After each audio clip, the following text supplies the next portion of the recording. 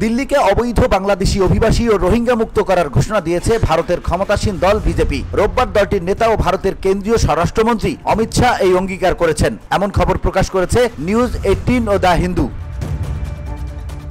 আগামী 8 ফেব্রুয়ারিতে দিল্লিতে বিধানসভা নির্বাচন, তার আগেই সেখানকার রাজনৈতিক পরিবেশ থমথমে। অমিত শাহ গতকাল দিল্লিতে ক্ষমতাসীন আম আদমি পার্টির কড়া সমালোচনা করেছেন। তিনি দলটিকে অবৈধ হিসেবে উল্লেখ করেন।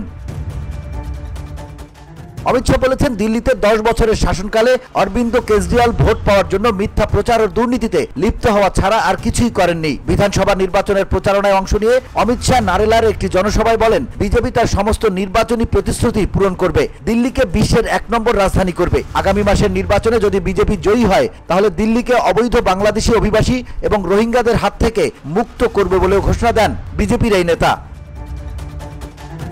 অমিত শাহ বলেছেন, দেশ মোদীকে আশীর্বাদ করেছে এবং আস্থা রেখে টানা তৃতীয়বার তাকে দেশের প্রধানমন্ত্রী করেছে, কারণ মোদী যা বলেন তাই করেন। বিজেপির এই নেতা আরো বলেন, আমি আপনাদের প্রতিশ্রুতি দিচ্ছি, আপনারা বিজেপিকে জয়ী করবেন এবং 2 বছরের মধ্যে আমরা দিল্লিকে অবৈধ বাংলাদেশি এবং রোহিঙ্গাদের হাত থেকে মুক্ত করব। VOD Bangla news desk.